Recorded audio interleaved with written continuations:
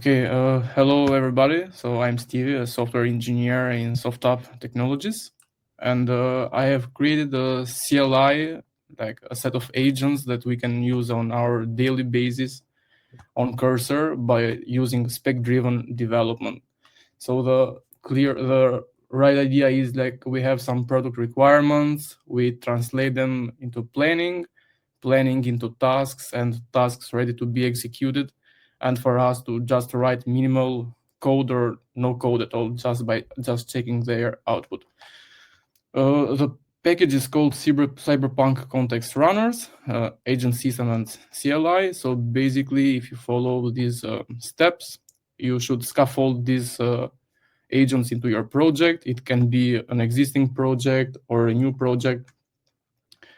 And yeah, everything is explained here. The flow, I can explain the flow briefly. We can start with the operator agent. This agent will check and analyze your code base and write examples on how you code and best practices to follow, and reference them in the other agents. So when we mention the other agents, those has already the context within them. And these are the agents: operator, Nexus, which is the agent to create the PRPs, like product requirement prompts for our feature. The mind is the technical planner. It creates the plan files. Interrogator reviews the plan files that mind created. Fragmenter does the tasks, like it creates the tasks into smaller chunks. And Coder and Gridmasters are to implement those tasks. Like Coder is general coding and tests. Gridmaster is for infrastructure and deployment pipelines. For example, creating CloudFormation stacks, Terraform stacks, and pipelines, CI/CD pipelines. Gatekeeper is our final review and code reviewer for our changes. Okay, I can show an example of how to start fresh on an empty repository. Like we want to create a new project. I have scaffolded the agents with this command. I can do it again with for, so you can view it. And it overrides the existing directory here. But yeah, this is how the first step you should do in a project to use the CLI after you installed it. Okay, and my first command was like on the cursor chat operator, set up the boilerplate for a Next.js application. And it analyzed the current setup, which are only the agents for the moment. And it has some questions like deployment target, what should we choose, like Vercel, AWS, etc. Package manager, app architecture, and it already has some assumptions, but we can give our own choice. Like let's say Vercel, PNPM, app router, and hit enter. And normally this should set up a Next.js boilerplate for us. And after that, we can start and create a small to-do app by using these agents. These agents have these rules, cursor rules, and this is the flow, it explains the flow, how they interact with each other. All is explained here. These are the agent definitions. We have some common principles which are used by all agents. And we have the agent empty file. And we can what's happening what's happening right now for... Yeah. Right now, the operator is generating our Next.js boilerplate for it to be ready so we can code after, plan and code after. Does it matter what kind of project that we're building with the boilerplate, or is it pretty standard? No, so the approach I've been following on this is a pragmatic one. So you can use it in every code base. Like it can be a PHP project or a TypeScript project or some other language project, and it doesn't have a specified language, and it will scan the current code base and produce the examples based on how you code on that code base. So right now, it created the basic Next.js stuff, and it's also creating some examples on the standards, because that's the operator goal, to set some standards on how we should code, or for other agents how they should code. And all these examples will be later referenced in the agents themselves, like in the references here. For example, my principle here is like we should always write pure functions, and it's creating an example with pure functions here. So the operator is near the end of its setup. It created some examples for us, like how we should work on API routes, server components, testing, the patterns for testing, how the coder should write tests, TypeScript patterns on the types, etc., etc. And this normally should be referenced here in the agents itself. So it bound those examples in the coder. Fragmenter its own references, for example, only for project standards. Gatekeeper has knowledge for all the things mostly, because is the one which that should review the code. Gridmaster also project standards in this case, interrogator project standards, etc., etc.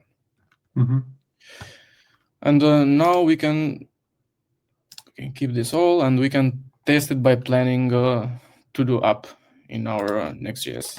Okay, so I'll start a clean chat with, so we empty the context because we don't care about the setup anymore on the chat. Plural chats. And I start as a Nexus. I want to build a to-do app. And now this the output from this command should be like a file in this PRP folder here. So the chat acts as a Nexus because it sees the rules. When I mention Nexus, it should act like Nexus. Yeah. So the first essentially ask is to create a prompt for a like product requirement prompt. Okay. Yep. Fine. Yeah.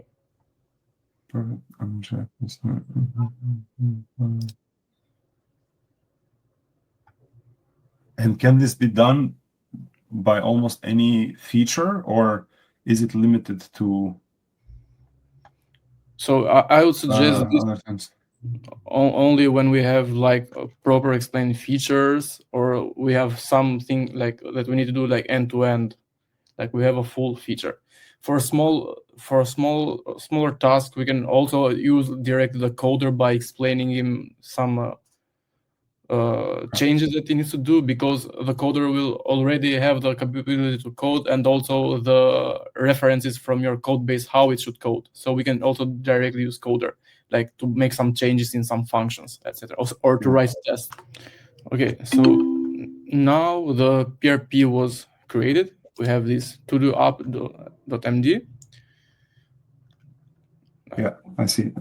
Yeah, and now we can go on and say mind at to-do app.md, and basically, so it reads the project standards, like the references that we told it to follow.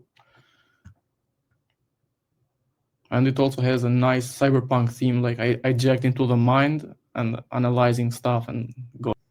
How did you do these agents already exist and you just orchestrated them, or how does it work? So I created these personas for every step that we do on our development flow, starting from planning, reviewing the plan, breaking down tasks from the plan, and executing those. These agents are representations of our daily actions. Right? Okay. And we just cast them as we need. But you created Nexus essentially, and you named it Nexus. Yeah. This is a theme that I created. Okay, that's very cool. Yeah. Now the plan is being very specific. It's putting like code snippets regarding the components. Yeah. But you can also always tweak these agents based on your needs. Like if you don't like something or you want to shorter something, you can just directly modify them. Normally this is over engineering for a to-do app. But as I said, you can always tweak how the agents behave. So now this is the code base for a simple to-do task, essentially. So the code examples, yeah, this is the planning. Yeah. The planning section. Okay. Technical assumptions. And Technical architecture plan. next steps, the interrogator reviews the plan. We can pass it to the fragmenter, the coder, and the gatekeeper. I'll go directly to the fragmenter. Yes, it's actually quite comprehensive then. It's not just like one prompt. It's like it creates you create the prompt, then you create the technical plan, the architecture plan, then you create a breakdown, then you actually build something. Okay, that's really cool.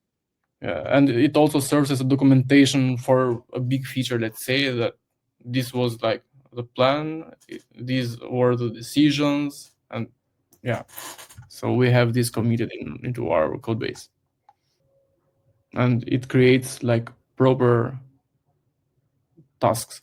So another upgrade we can do to these types of agents, maybe we can wire up like some Jira MCP and Cursor, and basically this task can also be directly created in Jira if necessary. And then what is the next step? So there's a task breakdown, and then what comes after? After comes the coder. Okay. And we can use it like this and start with the first task, for example. It's assuming the coder role now, and it will start fulfilling this first task here. And so on in the end. After all of these tasks are finished, we should have a proper to-do app in the end. This might be like overkilling for a to-do app. We could also build it like, hey, Cursor, build a to-do app. To-do app, yeah, I hear you. This is a reflection of our daily work on how we treat features and new requirements and stuff. Like it might be overkill for a small thing, but it might be easier if we have already a complex thing in place and we add up to that complex thing. How many of your tasks or epics are being done through this now? Well, yeah, I'm mostly. Do you use it a lot? Yeah, so I have developed till now 2 or 3 big features with this, like starting with a plan. So maybe we spent the first day, we generate these plans, and we put the tasks in Jira. So normally we are doing this thing manually now. And when it comes to execution, we already have the files and tasks there in the repository, and we basically go like coder task 01, coder task 02, and we verify the changes, everything works, and we push to production. Oh, that's really cool.